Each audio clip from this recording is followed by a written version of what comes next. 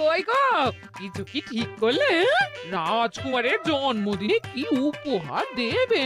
হ্যাঁ গো, পেয়েছি। এই দেখো।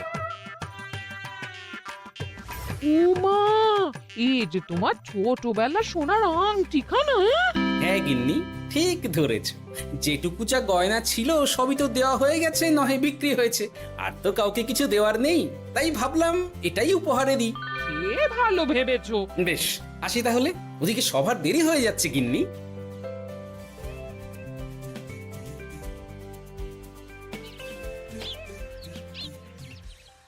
আচ্ছা শোনো, একটা কথা বলতে ভুলে গেছিলাম। আজ একটু তাড়াতাড়ি বাড়ি এসো, শাড়িওয়ালাকে আসতে বলেছি দুপুরে। আবার শাড়িওয়ালা কেন? আরে তুমি ভুলে গেলে, সামনে আমার বোনদির বিয়ে, তার জন্য নতুন শাড়ি লাগবে না গো। একমাত্র বড় মাসির মেয়ে বলে কথা। বুঝলাম। তো ওই একটা শাড়ির জন্য আবার আমাকে থাকতে হবে? 3টে শাড়ি উপহারের পাশাপাশি আমারও একটা শাড়ি চাই। হ্যাঁ আচ্ছা, তুমি নতুন শাড়ি নিয়ে কি করবে বলো তো? বিয়েটা তো তোমার বংশীর। বলি, সারাটা জীবন তো এই এক কাপড়ই কাটিয়ে দিলাম, কি দিয়েছো তুমি আমায়? কেন, এই নিজেকে আমার মতো স্বামী আর কোথাও পাবে? ও সব মন ভুলানো কথায় আর চিড়ে ভিজবে না, তাড়াতাড়ি আসবে বলে দিলাম। হ্যাঁ অগত্যা।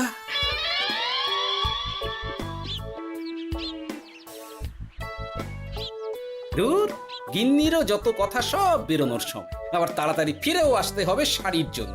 দেখি মহারাজকে বলি অগ্রিম বেতনের জন্য, না হলে তো শাড়ি কেনা যাবে না। তাও একটা হলে হতো, কিন্তু এনাকেও দিতে হবে। আসলে সত্যিই তো, গিন্নি আমার কত যত্ন আত্তি করে, কিন্তু তাকে আজ পর্যন্ত তেমন কিছু উপহার দিতে পারেনি। না, গিয়ে বলি।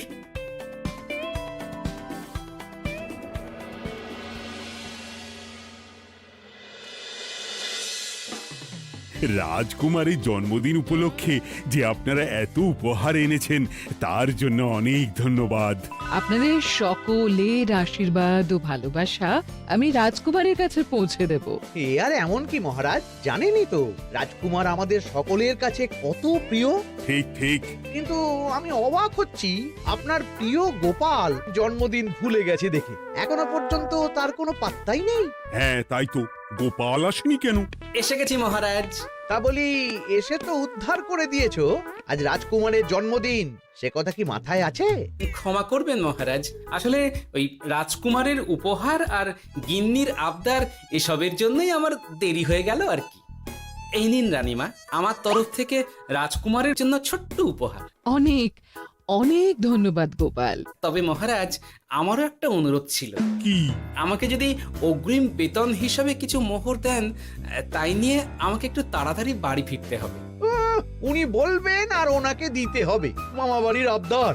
যেটা জানেন না তার মাঝে এত কথা বলেন কেন? হ্যাঁ, আসলে মহারাজ, আমার গিন্নির বোনের মেয়ের বিয়ে সামনে, তাই গিন্নি আবদার করেছে ওই নতুন শাড়ি কেনার জন্য। জানেনই তো বিয়ে বাড়ির কত খরচা, তাই। এ তো খুব ভালো কথা, কিন্তু অগ্রিম বেতন কেন? এমন একটা ভালো খবর দিলে আমার তরফ থেকে তোমার জন্য কিছু মোহর উপহার। এই না, ধন্য মা আপনি। আপনার মতো মা থাকতে সত্যি ছেলের কোনো চিন্তা থাকে না রানীমা। ইস, বেটা আবার সুযোগ বুঝে মোহর পেল। কেন যে আমার এমন হয় না। এবার তাহলে আসি মহারাজ, গিন্নি ওদিকে অপেক্ষা করছে। হ্যাঁ হ্যাঁ, যাও যাও, আজ তাহলে সভা এখানেই শেষ করলাম। মহারাজ, আপনার সাথে আমার একান্তে কিছু কথা আছে। আমি অন্দরমহলে গেলাম।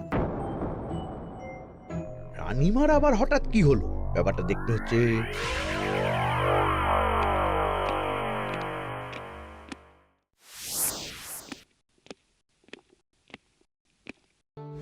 আজ আমি বুঝতে পারছি আপনি আমাকে একদম ভালোবাসেন না মহারাজ। ও কি কথা বলছো রানী? একদম ঠিক বলছি। নিজের গিন্নির আবদার মেটানোর জন্য গোপাল কত ভাবে, নতুন শাড়ি কিনে দেওয়ার জন্য অগ্রিম বেতন অব্দি চাইলো, আর আপনি? আমি তো রাজা, আমি কেন বেতন চাইবো? সেটাই তো, রাজা হয়েও আপনি কখনো এমন কিচ্ছু করেননি, কিচ্ছু না। আহা, রাগ করে না, আমি তোমাকে সব থেকে সুন্দর শাড়ি উপহার দেব। একেবারে সোনার সুতোর কাজ করা মুক্ত বসানো শাড়ি।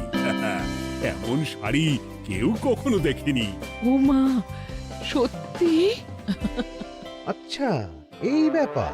গোপালের কথা শুনে এবার মহারাজ ও রানীমাকে উপহার দেবে?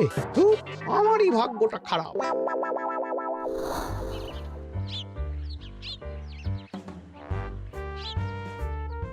হাজার চেষ্টা করেও গোপালকে আটকানো যায় না। দূর দূর দূর, আমি যা চেয়েছিলাম তা ওই গোপাল পেয়ে গেল। ও কি গো, তুমি কার সাথে কথা বলছো? দুর্ভাগ্যর সাথে। কি সব অলক্ষণে কথা? কি হয়েছে? কি আর হবে, সবই তো তোমার দোষ। আমার দোষ? হ্যাঁ, তুমি আমার কাছে বায়না করো না কেন কিছু? তুমি বায়না করনি বলেই আজ আমি রানীমার কাছ থেকে মোহর পেলাম না, কিন্তু গোপাল পেয়ে গেল। এবার বুঝলাম। ঠিক আছে, এখন তাহলে বায়না করছি, তুমি কাল গিয়ে সেটা রানীমাকে জানাবে। ঠিক আছে? হ্যাঁ, করো করো করো, বায়না করো, বায়না করো। কি চাই, কি চাই, কি চাই? পেয়েছি। তুমি রানীমাকে গিয়ে বলবে যে আমার একটা সোনার হার চাই।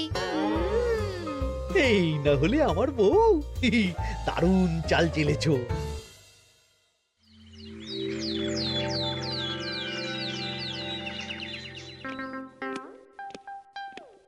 কি গো মন্ত্রী, আজ যে তুমি দেরি করলে বড়।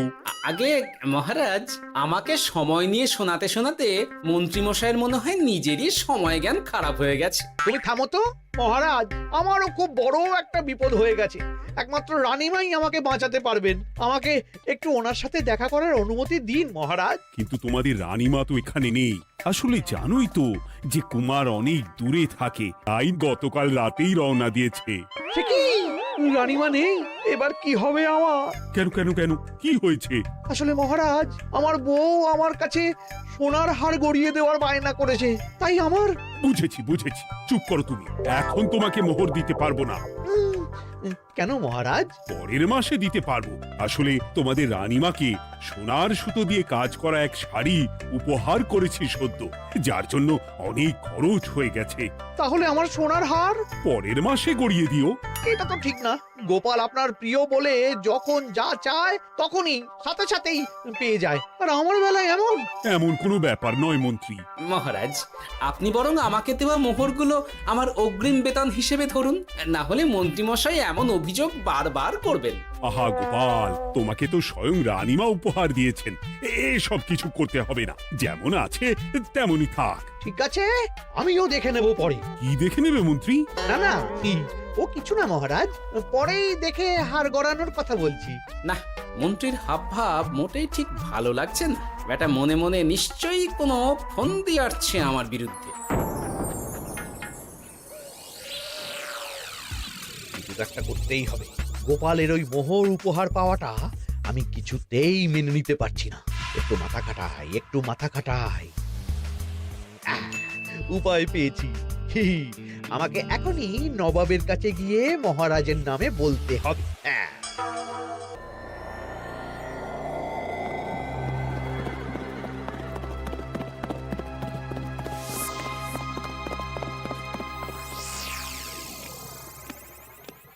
প্রণাম নবাব বাহাদুর। আরে এ যে কৃষ্ণনগরের রাজা কৃষ্ণচন্দ্রের মন্ত্রী, তো হঠাৎ এখানেই কেন? আমি নবাব বাহাদুরকে আন্তরিক ধন্যবাদ জানাতে এসেছি। কিসের জন্য?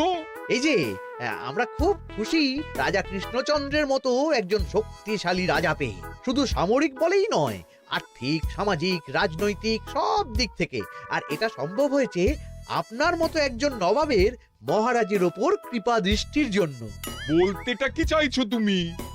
তেমন কিছুই না, আপনার গুণগান করছি। নইলে আপনিই বলুন না, আমাদের মহারাজ কখনো সোনার সুতোয় বোনা মুক্তোর কাজ করা শাড়ি কিনে রানীমাকে উপহার দিতে পারে? কি সোনার শাড়ি? হ্যাঁ, এমন দামি শাড়ি যা হয়তো নবাবের কাছেও নেই। ঠিক আছে ঠিক আছে, তুমি এখন আসতে পারো। আর শোনো, আমি তোমাদের রাজ্য পরিদর্শনের জন্য লোক পাঠাবো। কবে কখন সেটা কাল তোমাদের সূচনা পাঠিয়ে দেবো, কেমন? তো, ঠিক জায়গাতেই আগুনটা ধরিয়েছি মনে হচ্ছে। বেশ। ব্যাপারটা আমার মোটেই ঠিক লাগছে না উজির। কৃষ্ণচন্দ্রর মতো এক সামান্য রাজা এত দামি শাড়ি কিনলো কি করে? কালো বাজারি করছে না তো? আমিও একই কথা ভাবছিলাম হুজুর। এক কাজ করো, কালকে কৃষ্ণনগরে খবর পাঠাও, 2 দিন পর রাজকার্য পরিদর্শনের জন্য তুমি সেখানে যাবে। সব খতিয়ে দেখবে, আর কিছু বেগতিক বা গরমিল দেখলে সেটা বাজেয়াপ্ত করে নেবে, কেমন? আর কে হুজুর?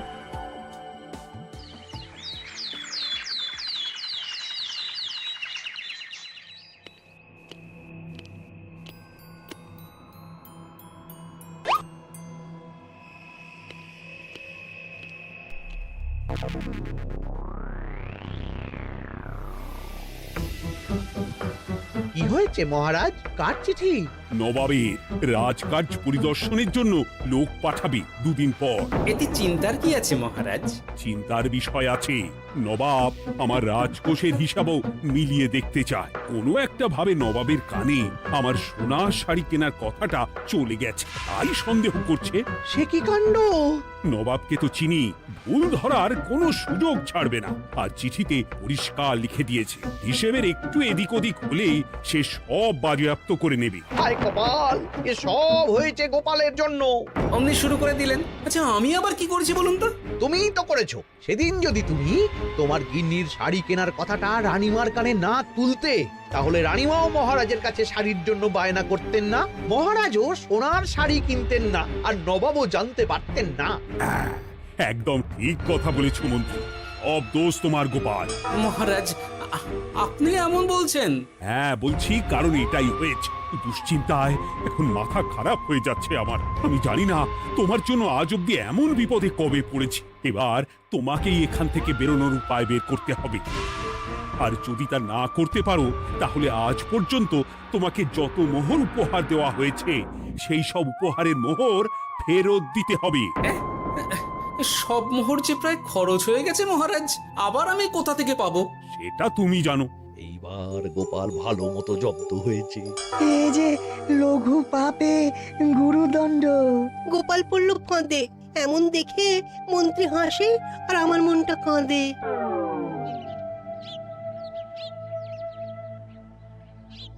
এখানে বসে কি করছো গো গিন্নি?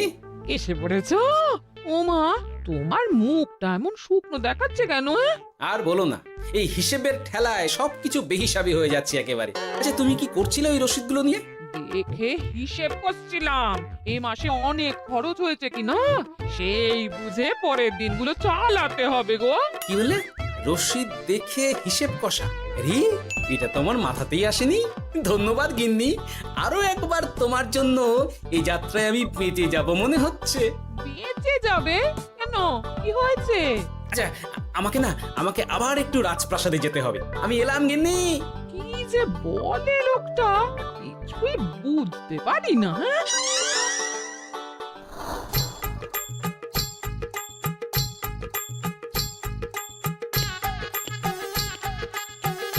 আসতে পারি মহারাজ? এ কি গোপাল, তুমি? আর কোনো চিন্তা নেই মহারাজ, নবাবকে হিসেব বোঝানোর উপায় পেয়ে গেছি। কি বলছো? কি উপায়? এই দুদিনে আপনি শুধু সকল প্রজাদের কাছ থেকে পুরনো রসিদ সংগ্রহ করুন, তাহলেই কেল্লা ফতে। তাই নাকি? আর নয়তো কি? তবে এ ব্যাপারে মন্ত্রী মশাইকে কিন্তু কিচ্ছু জানতে দেওয়া যাবে না। শুধু আমি যা বলছি তাই করুন মহারাজ। সে তো বুঝলাম, কিন্তু প্রজাদের থেকে পুরনো রসিদ সংগ্রহের কথা ঘোষণা করলেই মন্ত্রী এমনি জানতে পেরে যাবে। চিন্তা করবেন না মহারাজ, আমার কাছে এটারও উপায় আছে। আপনি শুধু খেয়াল রাখবেন যাতে এই কথা 5 কান না হয়। বাকিটা ভরসা রাখুন, কৃষ্ণনগরের একটা ঘাসও নবাব বাজেয়াপ্ত করতে পারবে না।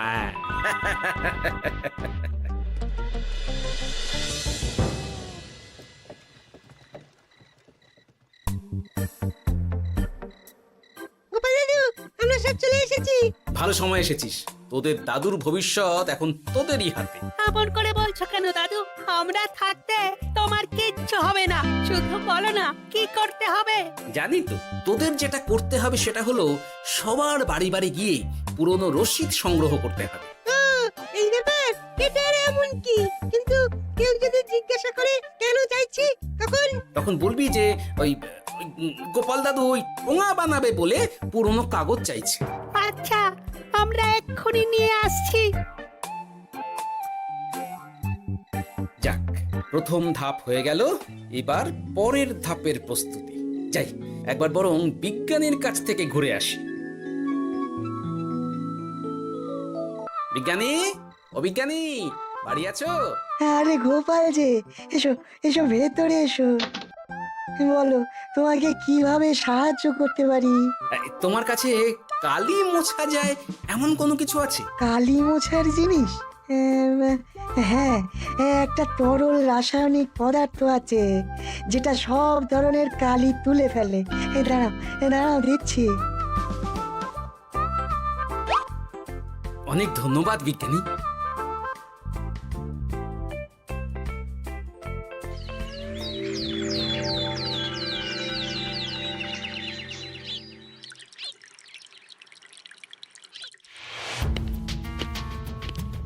আসুন আসুন, আপনার জন্যই তো অপেক্ষা করছিলাম। তাই নাকি? এতটা পথ উনি এসেছেন, আগে ওনার জন্য শরবত ও মিষ্টির ব্যবস্থা করি। এই যে মহারাজ, আমি জল মিষ্টির ব্যবস্থা করে এনেছি, এটাও সাথে নিন। এটা কি? কেন, হিসেব ভোলা ময়রা পাঠিয়েছে এই মিষ্টি ও শরবতের দাম।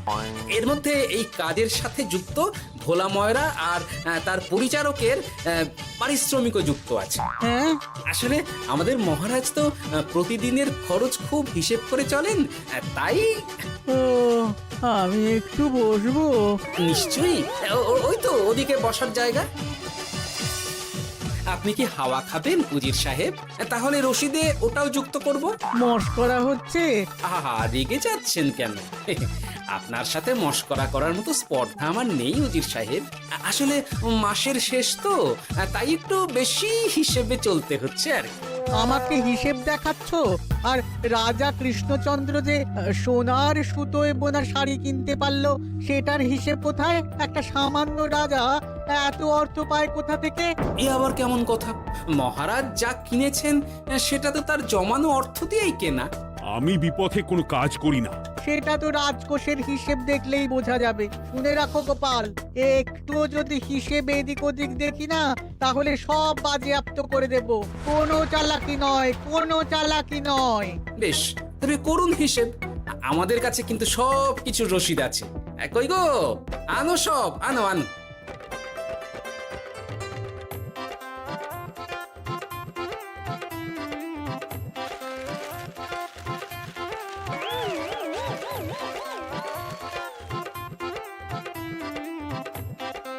হ্যাঁ, এত রসিদ? আপনি বরং নিশ্চিন্তে হিসেব কষে নিন, আমরা আসি।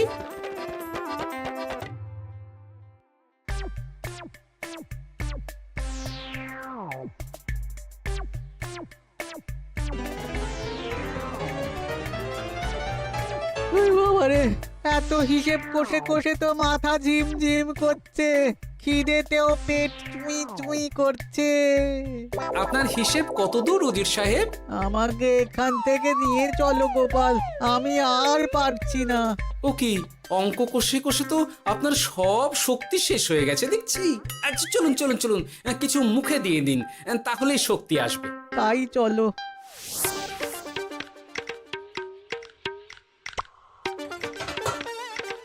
নিন, এটা হলো দুপুরের খাবার, আনাজ মশলা এমনকি রান্নার ঠাকুরেরও পারিশ্রমিকের হিসেব।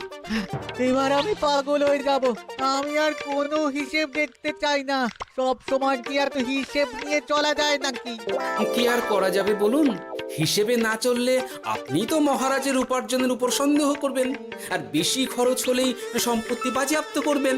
তাই বলে সব কিছুতেই হিসেব? কোনো একদিকে বেশি খরচ হলে বাকি দিকগুলো এইভাবেই কম করে চলতে হয়। কি ঠিক বলিনি? আমি আমার ভুল বুঝতে পেরেছি গোপাল, এবার আমাকে রেহাই দাও। আসলে তোমাদের মন্ত্রী নবাবের কাছে গিয়ে তোমাদের রাজা নামে উস্কেছে। কি? মন্ত্রী? এই রে, খেয়েছে, আর পালাতে হবে দেখছি। ঠিক জানতাম, মোহরের জন্যই এত কিছু। তাই তো নবাব এমন করেছেন। বেশ, এবার আমি ফিরে গিয়ে নবাবকে সব জানিয়ে দিচ্ছি। সত্যি গোপাল, তোমার তুলনা হয় না। আর মন্ত্রী, আগে মহারাজ, তুমি যা করেছো তার কোনো ক্ষমা নেই। তোমার জন্যই আমার এত হয়রানি হয়েছে। ভুল হয়ে গেছে, আমাকে ক্ষমা করে দিন মহারাজ। গোপালের ওপরে হিংসে করে এমন করেছি, আর হবে না। একটা সুযোগ দিন মহারাজ। হ্যাঁ মহারাজ, সুযোগ দিয়েই দিন। বেশ, তবে তোমার শাস্তি হলো রানীমাকে আমি যে সোনা শাড়ি কিনে দিয়েছি সেটার পুরো দাম তোমাকে আমায় দিতে হবে।